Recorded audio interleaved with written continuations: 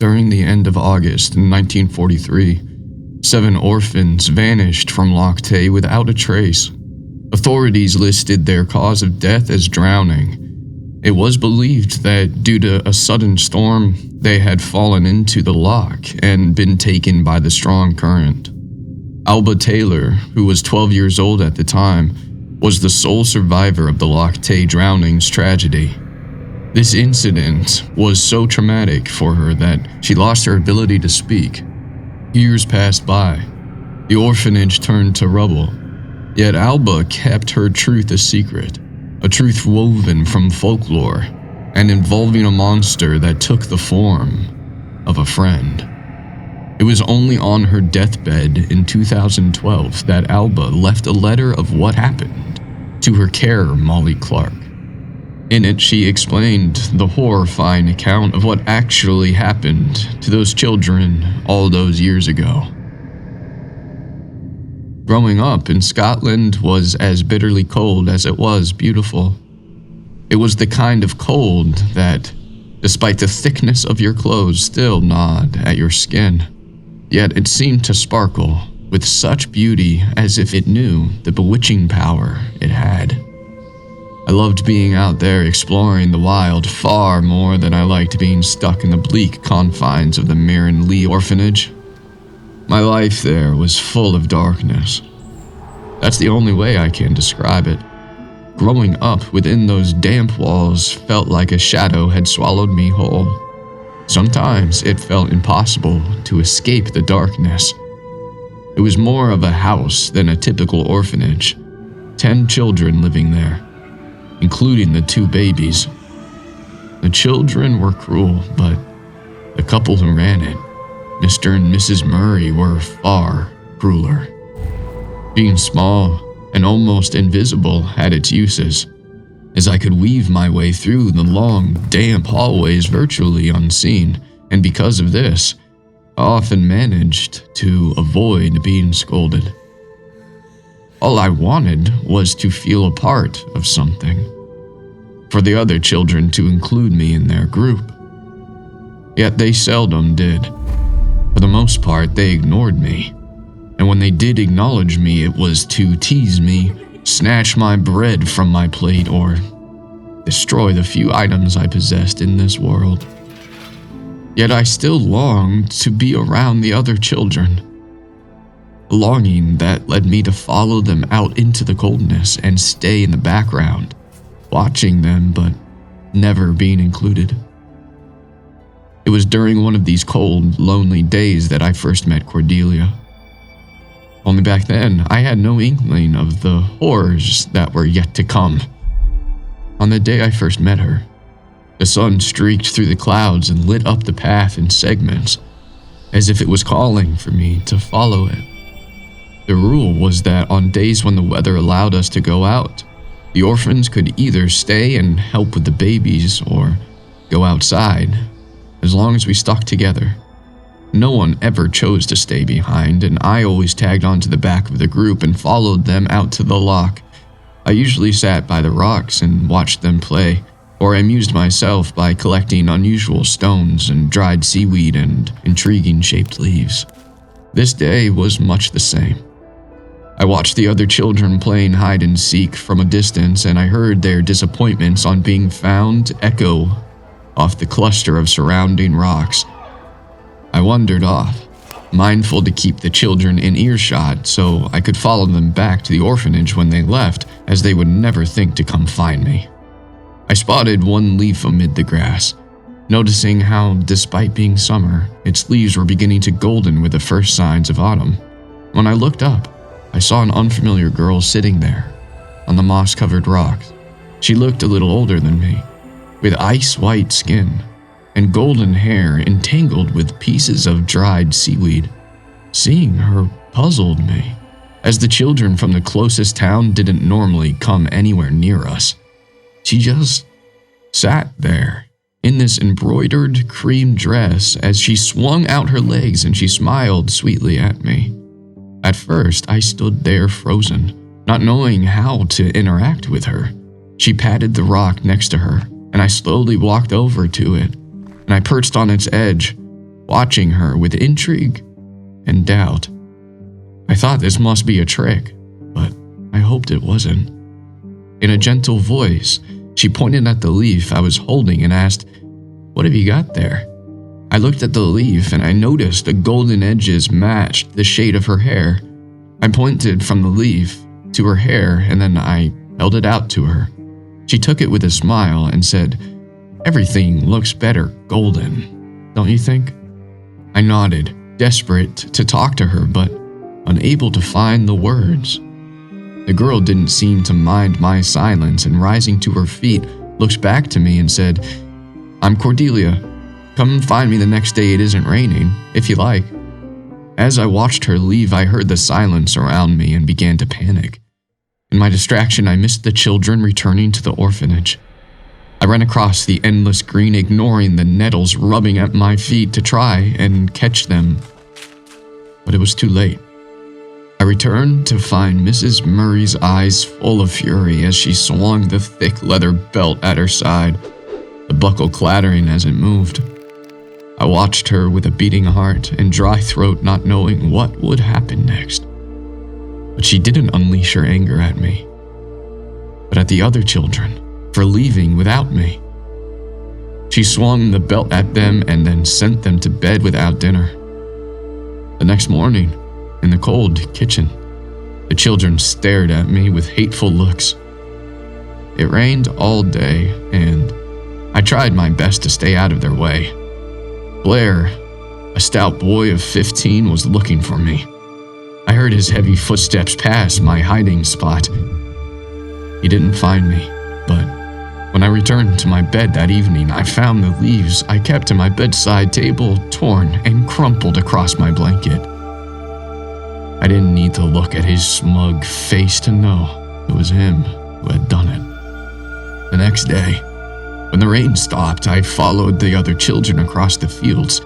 I knew I couldn't hide from Blair anymore. He charged over to me, and in a red of rage, he gripped my shoulders and he pushed me back into a bed of nettles. I saw him towering over me, a smug grin on his face as he snorted, "Yeah, don't get us into trouble again, or next time I'll throw you into the loch and leave you there as fish food." I waited until he and the other children were almost out of sight before I pulled myself out of the nettles, my skin now blotched red and with this sharp itchiness that struck harsher than the chill wind. I forced back tears as I walked away from the children and toward the rocks. When I saw Cordelia sitting there, I smiled through my pain. I hated the fact that she was seeing me like this, but I was also happy to see her. She took one look at me. She shook out her golden hair and pulled a piece of reddish-brown seaweed out of her hair and held it out to me. "Here, rub this on yourself. It will ease the stinging." I cautiously stepped forward and I took the seaweed from her. I hesitated, concerned that this was another cruel joke and that she was secretly on the side of the other children. She pretended to rub it across her arms. I wanted to trust her so badly that I copied her movement along my own arms, and as I rubbed the dry seaweed over my stings, they began to ease. It didn't make any sense to me, but I didn't question it. At that moment, I truly felt like I wasn't alone anymore and I had a friend. The whole time I was with Cordelia, I made sure I listened out to the other children and I didn't make the same mistake as last time. The days passed by, and on the ones where the weather stayed compliant, I went out and I met Cordelia by the rocks. She was always there, always in the same embroidered cream dress and with bits of seaweed tangled in her golden hair. I never questioned it at the time. I was just grateful to have someone see beyond my quietness and want to spend time with me. A feeling that I now realize caused me to overlook something I fear was obvious. As the land quieted, I said goodbye to her and I ran after the other children. On the days it was too damp or hostile to tread outside, I pined for Cordelia. But on the days I was allowed out to the rocks, She was always there, waiting for me. I started to open up to her, telling her about the orphanage, how the other children avoided me, and how Blair was the worst of them all. I told her how he had stolen my bread, ruined my keepsakes, and pushed me into a pit of nettles. Her eyes seemed to light up on mention of his name, and she told me that she could teach him a lesson. She could teach them all a lesson and make it so that they never left me out or upset me again. She pointed out to the mossy bank by the loch, the hidden mud bath where we were forbidden to go, and told me to lead Blair and the others right there, and she'd do the rest. She said to trust her and then proceeded to pull something from within the tangles of her hair. The golden-edged leaf I'd given her that matched her hair. I suddenly didn't feel nervous anymore, even though I was breaking the rules. Instead, the excitement surged through my veins. I rushed toward the sound of laughter and saw Blair and the other children in and around the rock pools, their trouser legs and dress hems rolled up, and their shoes flung onto the nearby grass. I tried talking to them at first, my words catching in my throat and coming out a whisper. Blair looked straight over to me, so I knew that my words would not work. Knowing I must try something else to lure them there, I scooped their shoes into my arms. I gave the loudest croak I could muster, and then when I saw their eyes finally settle on me, I began to run toward the mossy bank. If I had known then what I was leading them into, I would have turned and fled the other way. But I didn't know. I thought Cordelia was my friend. The wind was picking up, and the sky darkening with black clouds. I heard their shouts carry on and the breeze and sound like howling monsters. I could feel them right behind me, and I could sense their madness. I kept on running, a couple of the shoes slipping free of my hold as I ran. On reaching the mossy bank, I collapsed onto the damp ground, the shoes falling around me, some rolling off out of reach into the loch. I peered around for Cordelia, but she was nowhere to be seen. My heart was frantic and my breathing heavy. Blair was the first to catch up with me. He looked at the sodden shoes, and his expression matched the sky. He snarled at me, "Freak, you will pay for this." I closed my eyes from fear and felt him drag me to my feet and push me forward. I was rolling, and then I was falling into the shallow water, stones and pebbles cutting through my skin. I reached out and I grabbed a rock that I could disguise within my palm, and I stood up, spluttering out water drenched with dirt. I saw it come out of the darkness. This majestic white horse. It seemed to be almost translucent, its mane tangled with what looked like dried leaves and seaweed. I thought I was imagining it at first, as it was unusual to see wild horses in this part of the loch, especially one like that. Blair and the other children were standing there on the mossy bank, gently swaying back and forth, as if they were somehow enchanted. I watched, mesmerized, as they slowly took small, barefooted steps toward the horse. It bowed its long neck at them, its eyes seeming to glow. Blair reached it first and pulled himself up onto the horse with ease, and then he reached down and helped the other children up onto it. As this happened, the horse seemed to grow longer to accommodate each child. That should have seemed unfathomable, but at the time it seemed normal. I suddenly felt the urge to walk over to the horse and join the others, and that's all that seemed to matter.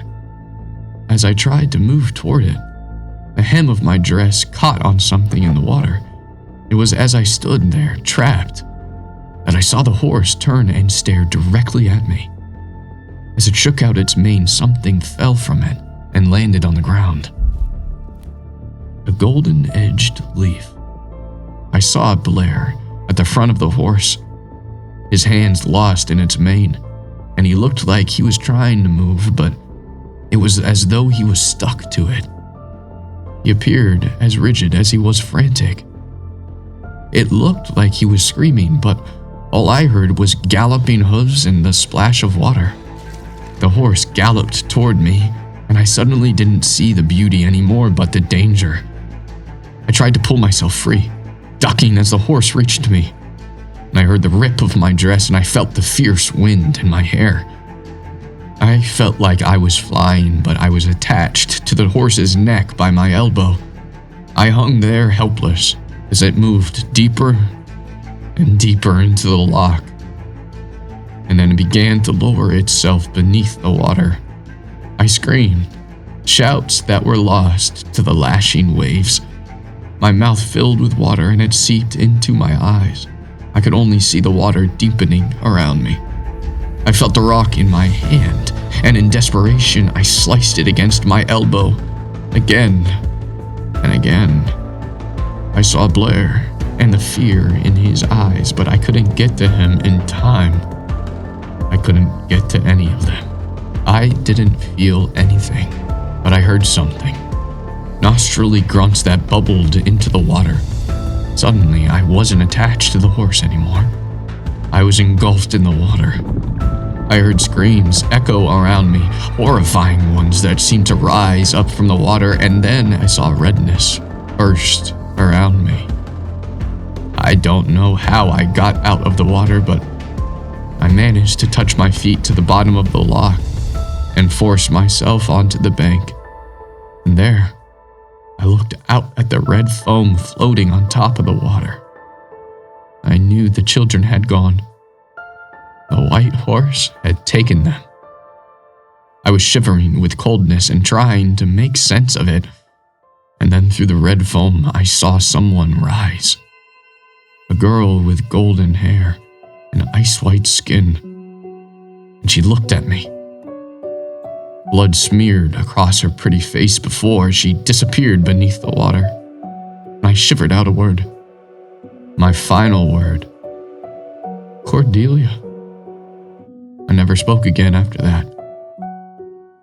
My elbow was skinless and beyond the point of bleeding. And as I pulled myself forward, something fell from my hair. Tangled bits of flesh and lumpy pink cords, guts, and innards. I crawled back to the orphanage, the silent storm raging around me. I don't remember when the storm had begun, or when I finally made it back, but I remember feeling numb through the pain. I never went out to the loch again, nor did I see Cordelia. For years I wondered if she had transformed from horse to girl and why she did what she did. I had to wonder in silence and in the horrifying knowledge that I had led those children to their deaths, that it was all my fault. It's only as I near death I now know it doesn't matter if I am believed or not. If I die, then so does my story unless I pass it on. And passing it on, that's the only thing I have left that I can do for forgiveness. Alba Taylor's written account of what happened to her was found by her carer Molly Knight after Alba's death. Kelpies, shape-shifting creatures from Scottish folklore, are said to be found in the lochs. They are able to take the form of both a human and a horse to lure their victims into the water. The few records remaining on the Lee Orphanage state that the 7 orphans drowned due to a tragic accident. Alba left both the orphanage and Scotland at the age of 15 and never went back. Despite this, Alba carried her guilt with her for decades. A guilt that stole her words and made her exist as a ghost of the pain she blamed herself for inflicting. Through folklore and mysteries, it remains apparent that at the time, Alba Taylor was a young girl whose only wish in her lonely life was to have a friend. Such a wish led her to befriend a cunning deceiver who, it seemed, used her for her own bloodthirsty gain. For more scary horror stories, please subscribe.